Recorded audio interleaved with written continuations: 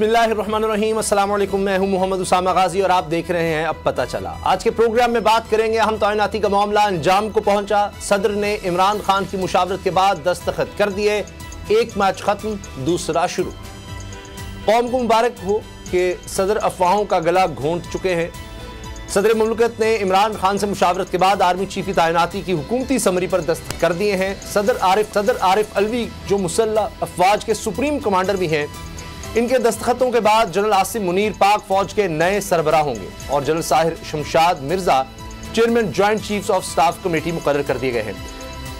General Asim Munir इस लिहाज से मुनफरिद शख्सियत के हामिल हैं कि उन्होंने मिलिट्री इंटेलिजेंस और ISI दोनों जगह खिदमात अंजाम दी हुई हैं। जनरल आसिम मुनीर को 2017 के अवाइल में DG मिलिट्री इंटेलिजेंस तैनात किया गया, जबकि अक्टूबर 2018 में इन्हें ISI का सरबराह बना दिया गया।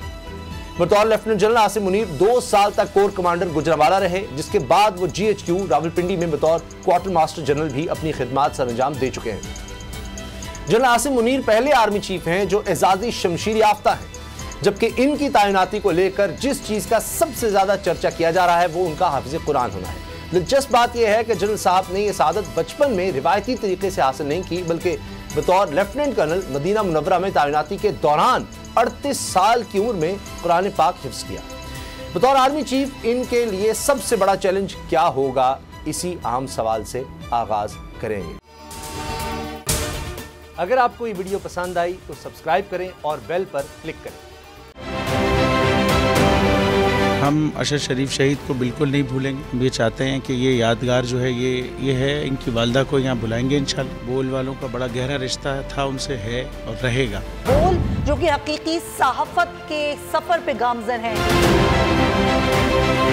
अगर बोल ने सिर्फ एक नारा लगाया था हकीकी सहाफत का कि बोल आ रहा है और हकीकी सहाफत करेगा, उस नारे ने इनमें थलथली मचा दी थी। आप खान साहब को देखें, तन्हा दिखाई देने, सारी जमातें मिलकर उनके खिलाफ हैं। एग्जैक्टली इसी तरीके से बोल की कहानी है। बोल को जरूरत है अवाम की दुआओं की।